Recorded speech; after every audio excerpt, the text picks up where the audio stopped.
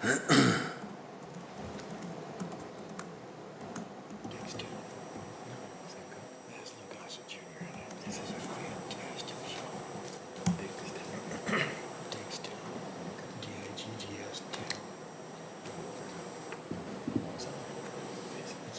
about con artists and boxing.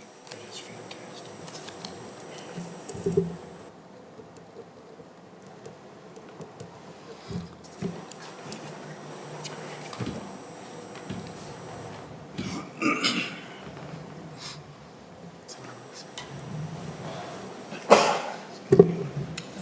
You ready down there, Jared? Yeah, ready to go. All right, we'll go ahead and call this Tooele City Planning Commission meeting to order this Wednesday, August 14th, 2024, here at the hour 7 p.m. here in City Council chambers. First item on our agenda is a Pledge of Allegiance. If you please rise. I pledge allegiance to the flag of the United States of America and to the republic for which it stands, one nation, under God, indivisible, with liberty and justice for all.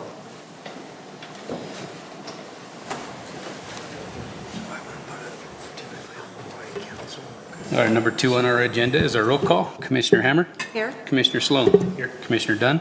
Here. Commissioner Jensen. Here. Commissioner Anderson. Here. Please recognize our newest alternate, Commissioner Gossett. Please excuse Commissioner Robinson and Commissioner Proctor, City Council members, Councilman Hanson, and recognize Mr. Baker, Mr. Hall, Mr. Hanson, Mr. Agard, and Mr. Perez. All right, number 3 on our agenda tonight is a public hearing and a decision.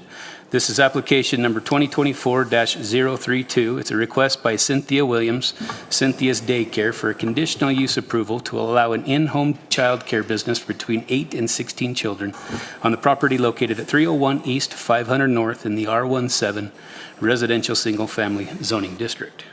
Mr. Hall. Right, those long intros to give me time. I love it. Up here. Perfectly timed today, thank you. This is, as you said, a conditional use permit approval.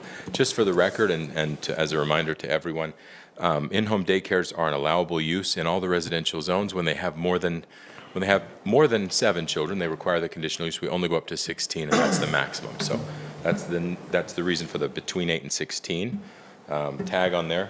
This is, as you said, at 301 East, 500 North. That is the R1 zone. You can see the property there. This is a larger property. It's got a long driveway with a loop at the end coming off of 500 North. You can see the zoning there. It's deep in the R17 zone. Not a lot of variety there. There's a little bit of a variety of uses, but the zoning is all that single family, and the majority of those uses are single family or related to single family on different sizes of lots. The particular property is almost an acre. Mrs. Williams has applied for that conditional use permit to allow the 8 to 16 children to be cared for there. If she does have if she gets to that 8 children level, she'll need an outside helper or another helper that lives in the home. There's plenty of room for someone to park there, an employee to park there on the property and not be causing a problem on the street in the neighborhood.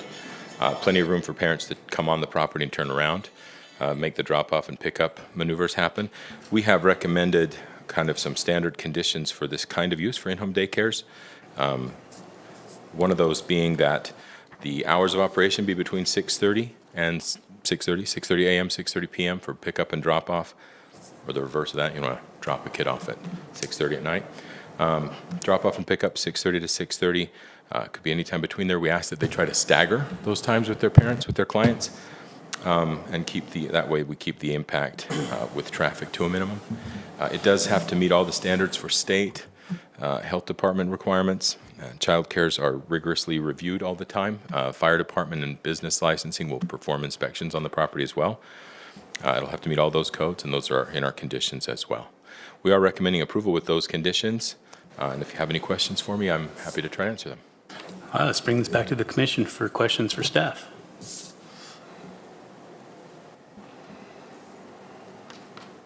All right, Mr. Hall, I'm hearing none right now. Okay. This item does require a public hearing. Is the applicant in here tonight? Okay, we'll give you some time after the public hearing to address the commission if you'd like to. If not, that's not a big deal.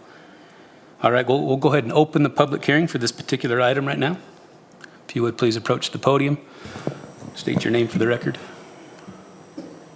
and write your name for the record as well, please. Hi, I'm Carolyn Nash, and I live on the east side of the property on Broadway.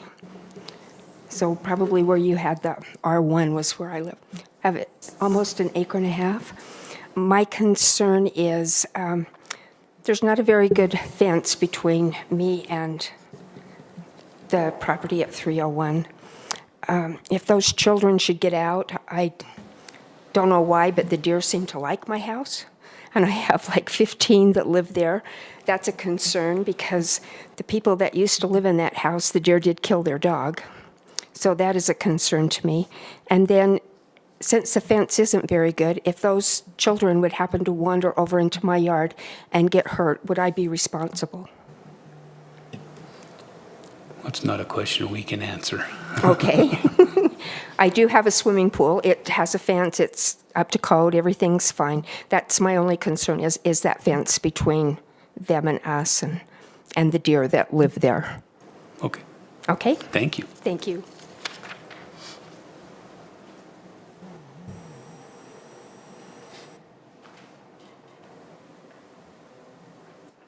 All right, seeing no one else approach, I'll go ahead and close the public hearing. Ms. Williams, would you like to address the commission?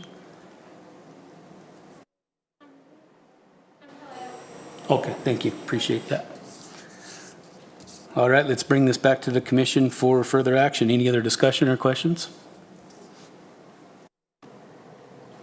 Just a question. Yes, sir, please. Maybe this is for Jared or for Andrew. On the conditions specific to the fence comment, is any of that stuff addressed by the people that license those sorts of things? It's addressed by the state requirements. Thank you. That's what I They wanted to know. they require an outdoor area for the children to be able to be when they get to those numbers, and they'll require that to be fenced. Thank you. Thank you. It's a good question. Yes, I'm glad you asked it because that was my question as well. Any other questions or comments from the commission? All right, I'll entertain a motion on number 3. Mr. Chair, I'll make a motion. Yes, Commissioner Jensen. I move we approve application number 2024-032, the request for Cynthia Williams for conditional use approval to allow an in-home daycare between 8 and 16 children on the property addressed 301 East, 500 North in the R17 zoning district based on the findings and facts and subject to the conditions listed in the staff report dated August 9th, 2024. I have a motion to approve the conditional use permit from Commissioner Jensen. Do I have a second? I'll second. I have a second from Commissioner Dunn and Commissioner Anderson. Fourth there, perfect. All right, we'll take this to the table for a vote. Commissioner Hammer. Aye. Commissioner Sloan. Aye. Commissioner Dunn. Aye. Commissioner Jensen. Aye. Commissioner Anderson. Aye. I'm Chairman Hamilton. I also vote aye. That one passes 6-0. Moving on to number, I guess this is number 3B. No worries. This is a public hearing and a decision on application number 2024-035. It is a request by Alyssa Fairborn, Early Explorers Daycare, for conditional use approval to allow an in-home childcare business for between 8 and 16 children on the property located at 358 North, 200 West in the R17 Residential Single Family Zoning District. Mr. Hall. Thank you. And I promise you all, I don't try to have the same kinds of applications on the same meetings all the time. It just works out that way You're out there searching for them, we know. because we're all living in a giant game simulation or something. It's just, it works out that way. So more daycares tonight. This is the exact same request, conditional use permit to allow between 8 and 16 children to be cared for on the property. The same kinds of conditions will apply. The circumstances are slightly different. It's not as large a property, but it does have a long driveway, similar to the other, and it is deep in the R17 zone. The state requirements will have to be met. Building and fire codes will have to be met. There'll be inspections on the property if they're given a conditional use to move forward. You can see that R17 zoning, and then just a picture of the property from the street. There is that long driveway. There's plenty of space for an outside employee to park if that's needed, and plenty of space for the parents to pull off the street. And if someone is blocking the driveway at whatever moment somebody else comes up, there's space enough in front of the house for someone to park for a moment as well. So I don't think traffic would be an issue. Looking at it from that standpoint, it should be all right with the standard conditions, and we have recommended those same conditions, that they meet all those requirements for home occupations, for the state, and for the building and fire codes, and that they keep that driveway clear for drop-off and pickup and stagger the times. We don't think there'll be a problem for them to comply with those issues, and we are recommending approval. Any questions for staff tonight? Let's bring this back to the commission for questions for staff. Seeing none, this one also requires a public hearing, and is Ms. Fairborn here tonight? We'll leave you for time afterwards if you'd like to address the commission as well. All right, we'll go ahead and open the public hearing on this particular item. If you would please approach the podium, write your name for the record, and state your name for the record.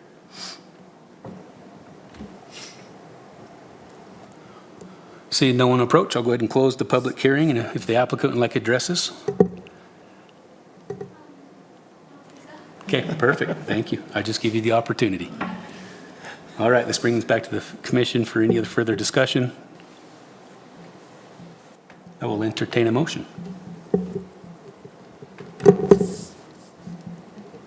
Chair, I move we approve application 2024-035, the request by Early Explorers Daycare for conditional use approval to allow in-home daycare for between 8 and 16 children on the property, address 358 North, 200 West in the R1 zoning district, based on the finding of fact condition listed in the staff report, August 9th, 2024. Okay, I've got a motion to approve from Commissioner Anderson. Do I have a second? I'll second. And a second from Commissioner Hammer. Commissioner Hammer, how do you vote? Aye. Commissioner Sloan? Aye. Commissioner Dunn? Aye. Commissioner Jensen? Aye. Commissioner Anderson? Aye. I am Chairman Hamilton. I also vote aye. This one passes 6-0. Good luck on the daycares, ladies. Moves us on to number 4 is a review and a decision. This is Resolution 2024-02. This is designating the Coleman home located at 461 South Coleman Street as a historic resource landmark. Mr. Perez. Good evening, Planning Commission. So this was previously approved by the commission back on the June 26th meeting, but I'll just kind of restate real quick the historic resources meeting, the historic landmark meeting the criteria of it being located within the city limits, being at least 75 years old, and then no major alterations or additions. And a recap on this Coleman Pond home. It was home to the pond that LeGrand Richards, who was an LDS apostle, was baptized there, and the integrity of the pond and the stone rock foundation of the home has been preserved.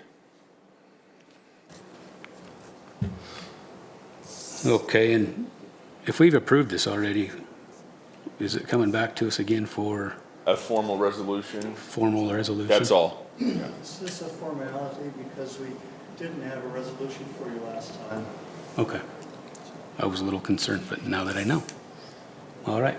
I thought the cleanest way to, since we kind of split this approval into 2 parts, the vote and now the resolution, I thought it would be cleanest just to have a resolution for the record reflecting what we did. And when we do these again, we'll bring the resolution up front and you can just vote once. Okay, perfect. That makes more sense. I like it. All right, let's bring this back to the commission for questions, comments. All right, I'll entertain a motion.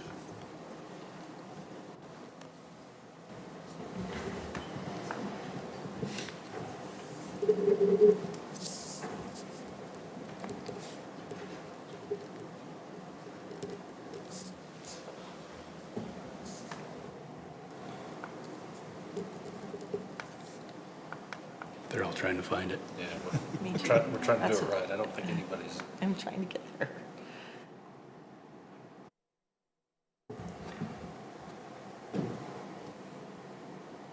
It's not on there.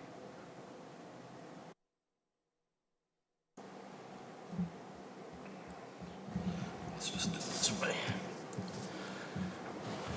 Mr. Chairman, I move that we approve Resolution 2024-02 designated the Coleman House located at 461 South Coleman as a historic resource landmark. Okay, I have a motion to approve from Commissioner Stone. Do I have a second? I'll second. And a second from Commissioner Dunn. Commissioner Hammer, how do you vote? Aye. Commissioner Sloan? Aye. Commissioner Dunn? Aye. Commissioner Jensen? Nay. Commissioner Anderson? Nay. I am Chairman Hamilton. I also vote aye. That one passes 4-2. Moves us on to number 5 is a review and a decision. This is Resolution 2024-03, and designating the Ritz Theater located at 111 North Main Street as a historic resource landmark. Mr. Perez. Yes, so the same thing here. This was also approved by the commission on June 26th. And to restate, it meets the criteria of being at least 75 years old, no major alterations or additions, and being located within the city limits. And the same thing for this, after this were to be passed, it will go to the county recorder's or the county assessor's office, and it will be designated a historic landmark with the state's office. Okay, perfect. Any questions or comments from commission? All right, I'll entertain a motion.